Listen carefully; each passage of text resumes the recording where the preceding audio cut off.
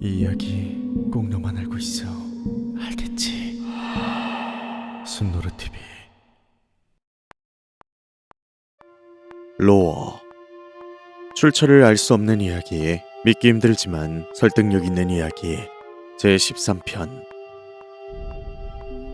1986년 7월 초여름, 도쿄에서 같은 대학을 다니던 대학생 3명은 방학을 맞아 이사카와현의 높은 산으로 여행을 떠났다고 한다. 그런데 그들 앞에 지도에는 나와있지 않은 큰 동굴이 나타났고, 셋 중 가장 성격이 호기롭던 A는 장난삼아 동굴에 들어가려 했다 한다. 하지만 나머지 친구들은 음산한 기운과 약간의 악취가 흘러나오는 동굴에 겁을 먹었고, A에게 들어가지 않는 것이 좋겠다며 말렸지만 A는 사진을 찍어오겠다라 말하며 친구들의 만류에도 불구하고 기어코 동굴로 들어갔다고 한다. 하지만 그는 3시간이 지나도록 동굴에서 나오지 않았고, 친구들은 결국 경찰에 신고를 한 뒤 이후 대대적인 수색이 이루어졌지만 동굴 내부 그 어디에서도 A의 흔적을 발견할 수 없었다고 한다. 결국 이 사건은 해결되지 못한 채 장기 미제 사건으로 남고 말았고, 모두의 기억 속에서 점점 흐려져 갔다고 한다. 그런데 21년 뒤인 2007년, 이젠 중년이 되어버린 A 외의 두 친구는 우연히 다시 연락이 닿았고, 과거 이야기를 하다 이전의 사건이 생각나 A의 명복을 빌어줄 겸 그가 실종되었던 이사카와현의 산을 다시 찾아갔다고 한다. 그런데 그들은 분명 정확하게 동굴이 있던 위치로 향했지만 그곳에 기이하게 생긴 동굴은 없었고, 오직 살점 하나 없이 깨끗한 새하얀 항구의 뼈만이 바닥에 가지런히 놓여진 채 그들을 맞이했다고 한다. 1990년대, 당시 인도 소속의 군용기가 중국 접경지역 상공에 접어들었을 때의 일이다. 기상은 맑았고 바람도 고요했으며 계기판에도 특별한 이상은 없었다고 한다. 그런데 벼랑간 갑자기 기체 바깥에서 기이한 소리가 들리기 시작했고, 곧 금속을 무언가로 강하게 긁는 듯한 분명 날카로운 바람 소리와는 차원이 다른 마찰음과 함께 기체가 크게 흔들렸다고 한다. 직후 4개의 엔진 중 하나가 화염과 함께 기능이 정지되었고, 군용기는 즉시 가까운 기지로 회항하여 비상 착륙을 시도했다. 다행히 베테랑 조종사가 있었기에 이 사건으로 사상자가 발생하진 않았지만, 조종사조차도 갑작스럽게 엔진 하나가 터진 원인을 파악하지 못했다고 한다. 조류 충돌의 가능성, 기기의 결함, 기체의 노후화 등 여러 가지 가능성들이 제기되었지만 정부 측에서 정확한 원인은 발표되지 않았다고 한다. 그런데 몇 년 뒤, 우연히 한 외국인 정비사에 의해 이 사건이 다시 언급되었다. 그는 당시 사고기를 정밀 조사했던 항공기 전문가였는데 한 소규모 언론사를 통해 그날 있었던 이야기를 한 것이다. 하지만 그는 조금 믿기 힘든 이야기를 했고, 그의 주장은 이러했다. 가장 치명적이었던 기체 결함은 엔진이 터진 것이 아니라 동체 하부에 생긴 큰 균열이었습니다. 하부에는 긴 발톱 자국 같은 것이 길게 이어져 있었는데 그것이 엔진을 터뜨린 것이죠. 하지만 이 발언은 사람들의 호기심과 함께 큰 파장을 불러왔다고 한다. 생각지 못한 큰 반응에 언론사는 다시 한번 그 정비사를 찾았지만 무슨 일인지 그 어디에서도 정비사를 찾을 수 없었다고 한다. 그를 알고 있다 말한 사람도, 그의 가족들도, 그날 비행기에 탑승했던 모든 사람들까지 전부 사라졌다고 한다. 이 이야기는 아주 오래된 괴담이자 도시전설이다. 역사에서도 국가의 정식 기록에서도 등장하지 않지만 소수의 매니악한 연구자들과 음지의 수식가들 사이에선 낮은 목소리로 분명히 전해지고 있는 이야기이다. 그 이야기는 영국 런던에 위치한 수백 년 된 도서관들 중 한 곳의 지하에는 공식 도면에 존재하지 않는 거대한 공간이 있다는 것이다. 소문에 따르면 이 지하는 숨이 멎을 정도로 아주 깊고, 끝에 도달하면 축구 경기장만한 크기의 거대한 지하 공간이 나온다고 한다. 그런데 이곳에 있는 것은 금은보와 같은 재물들이 아닌 다름 아닌 책으로, 이것은 소위 세상에 공개되어선 안 되는 책들, 즉 금서들로 가득하다고 한다. 이 금서들 중에는 인류가 글과 기록이란 개념이 생기기 이전의 것들도 존재하며, 글은 없고 오직 그림으로만 이루어진 것들도 있다고 한다. 하지만 이것들은 앞서 말했듯 세상에 절대 공개되어선 안 되는 책들이다. 그 이유에 대해선 너무나 많은 소문들이 떠도는데, 그들 중에는 사람의 피와 가죽으로 쓰여진 죽음의 책이 있는가 하면 인류의 99.8%가 잘못 알고 있는 역사의 치명적 진실이 쓰여져 있는 책도 존재하고, 성경 이전에 쓰여져 그리스도의 존재를 부정하고 인류의 모순을 담고 있는 불경한 것도 존재한다고 한다. 이 금서들은 단 한 곳만으로도 세상에 큰 혼란과 충격을 가져올 수 있기 때문에 누군가들에 의해 의도적으로 심연 깊숙한 곳에 머물러 있다는 것이다. 현재 이 지하 도서관에 관련된 정보를 아는 사람은 전 세계에서 10명도 채 되지 않는다고 한다.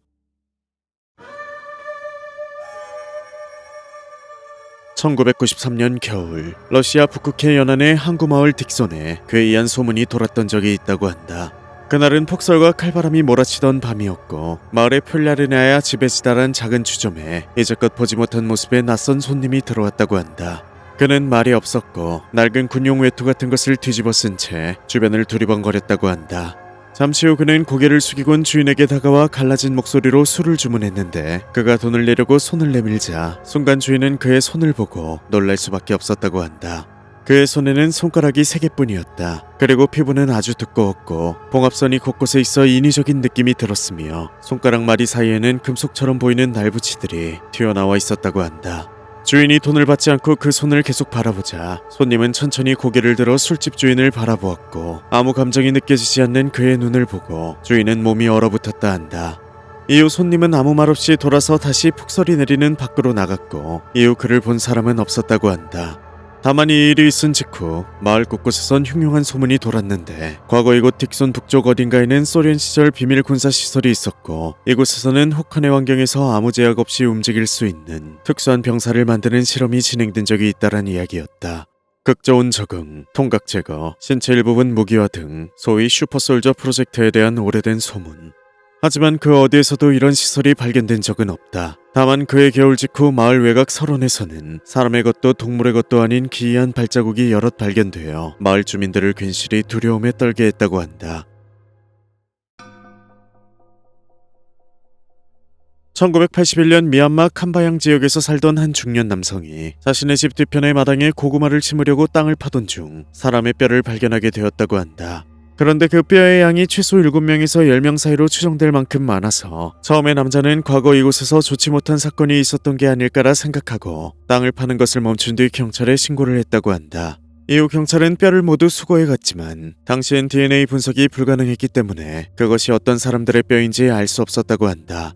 그런데 수년 뒤 DNA 분석이 가능해진 시기가 오자 법의학자는 이 뼈들의 표본을 각각 채취해 누구의 것인지 알아보려 했는데 감정 결과 그 뼈들은 모두 한 사람의 것이었다고 한다. 에도 중기 기이국 구마노 연안에 위치했던 작은 어촌 마을에 대한 기록이 도쿄대 사료편찬소에서 정리되다 그중 일부가 누군가로 인해 민간에 유출되어 버린 적이 있다. 이 원본은 열람 제한으로 일반인들은 읽을 수 없지만 유출된 내용엔 여러 가지 기이한 정황이 포착되어 많은 이들의 궁금증을 유발시켰다고 한다. 이는 당시 이 지역을 다스리던 영주 측에서 마을 인구 조사와 그에 비례한 세금 징수가 정확히 이루어지고 있는지를 확인하기 위해 관리 한 명을 현지로 파견했고 유출된 것은 그가 남긴 기록 중 일부라고 한다. 평소 같으면 마을의 쇼야에게 간단한 구두로 인구수를 파악해 돌아갔겠지만 이번엔 철저한 조사를 명받았기에 직접 한 명 한 명 얼굴을 보며 직인을 받는 방식으로 조사가 이루어졌다고 한다. 그런데 인구 조사가 끝났을 때 관리는 이상한 점을 단번에 눈치채고 이런 기록을 남겼다고 한다. 출생 아동수는 매년 조금씩 증가해 인구수는 늘었음에도 불구하고 15세 전후 남자아이들의 수가 극히 적다. 여자아이들에 비해 13세에서 17세 사이의 남자아이들만 마치 무언가로 도려낸 듯 그 수가 너무 적었기 때문이다. 그 이유를 쇼야에게 묻자 그는 멋쩍게 웃으며 마을에 알 수 없는 역병이 돈 적이 있는데 그때 남자아이들만 크게 역병을 앓아 결국 목숨을 잃었다라 말했다.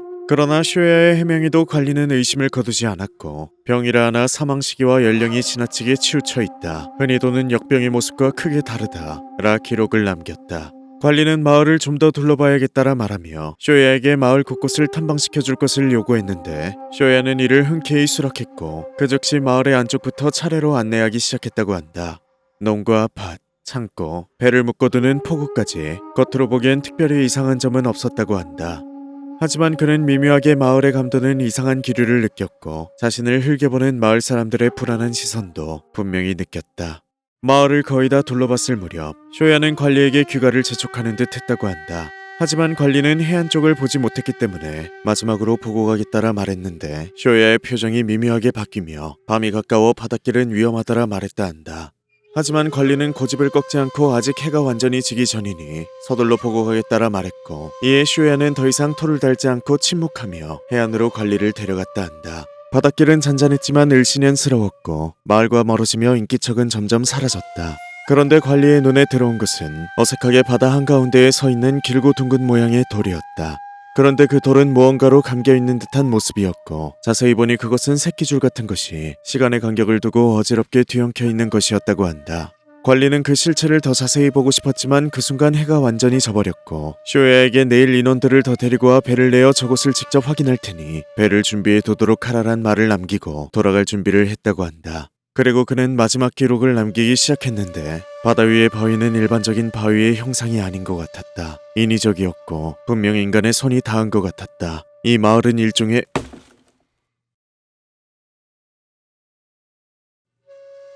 이 이후 아래의 기록은 짙은 검은 얼룩과 먹으로 훼손되어 더 이상 알아볼 수 없었다고 한다.